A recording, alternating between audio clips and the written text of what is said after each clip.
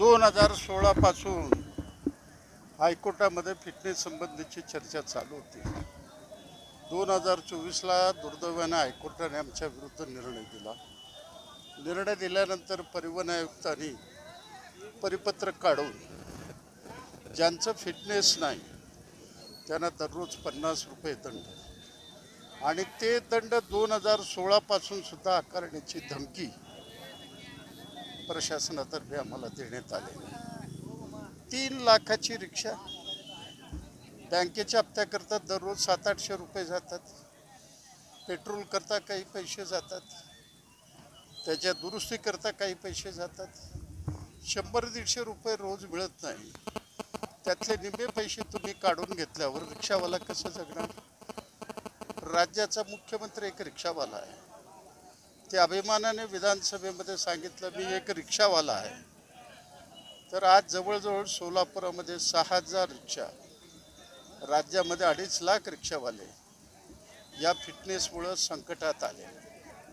आज फिटनेस काढायचं असेल तर 70, 80, 90 लाखापर्यंत कुठनं आणायचे पैसे? परिस्थिती फार वाईट आहे. रिक्षावाला म्हणलं की सगळेच आमच्या अंगावर येतात.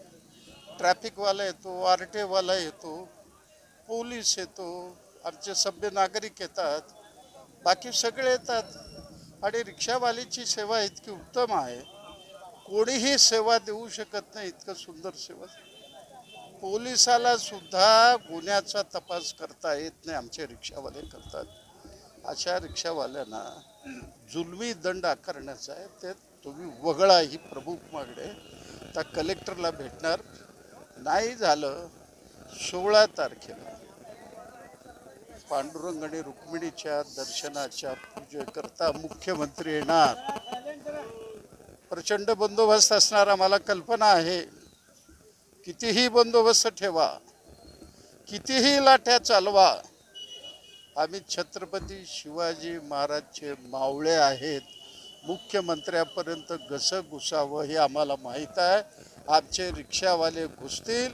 मुख्यमंत्र्याला घेराव करून या रिक्षावाल्याचा 50 रुपये दंड रद्द केल्याशिवाय मुख्यमंत्र्याला आम्ही सोडणार नाही. काय तुरुंगात टाकता टाका, लाठ्या चालवता चालवा, तुम्हाला काय करायचं करा, पण या वेळेला रिक्षावाला रस्त्यावर आलेला आहे, त्याला न्याय मिळाल्याशिवाय आम्ही मागं हटणार नाही.